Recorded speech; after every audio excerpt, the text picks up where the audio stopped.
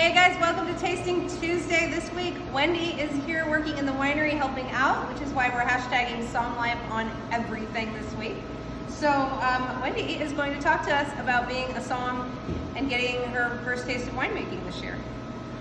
I actually met Carrie and was I'd been familiar with Côte Bonneville prior, but I got to meet Carrie in 2015 on Washington Wine Road Trip. And I'm very lucky that 2020 has given me the opportunity to come and actually see harvest from start to finish and see what really goes on when it comes to winemaking. I think as sommeliers, we have this idea, we know the story, we sell the story to people, but we actually don't know what it takes. And 2020 has given a lot of wine buyers, sommeliers, anybody in the industry, the opportunity to actually work as a harvest intern and see what actually goes on in a winery. And what I'll say is that what I've learned is it's a lot of cleaning. You basically empty something, clean it, and put it in something else, and then clean that one. So it's basically this cleaning and emptying, cleaning and emptying. It's all cleaning, which is great. I mean, we need to make sure things are sanitary and everything, but yeah, emptying and filling back up all the time. Be it barrels, be it tanks, all that. Other thing is, you get to learn how to drive a forklift. Really fun and cool, but literally it is incredibly important. How else are you gonna move these barrels that you see? These barrels are massive, along with tanks or ton fermenters. Very important skill to learn. The other thing I really learned in watching the winemaking process is just how flexible and agile a winemaker needs to be. It's not just a chemistry, oh, it works like this, it works like this. Yeast sometimes do what you want them to do, but not always. And so you have to make a decision if a ferment's not going as fast, what to do with it. If it's going too fast, you take them outside to cool them down. You also have to make decisions about when to harvest.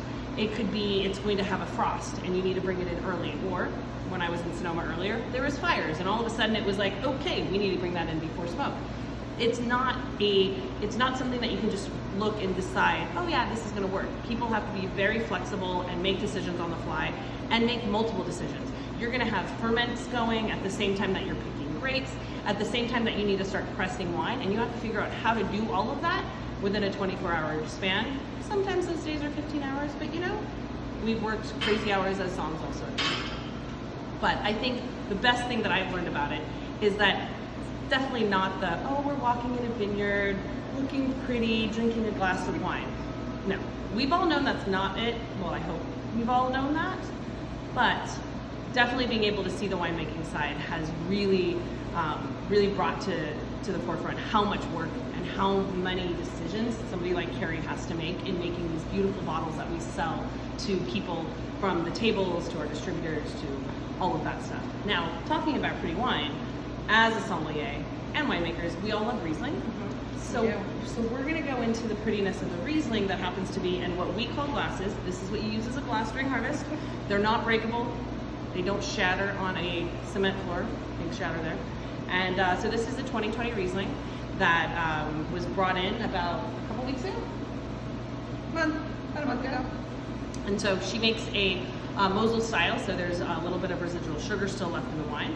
And I thought we would go in, and since it's Tasting Tuesday, we definitely need to taste this. So what I smell in this is this bright honeysuckle and pineapple and guava, these just really ripe fruits. Still smell a little bit of that fermentation because it's just fresh.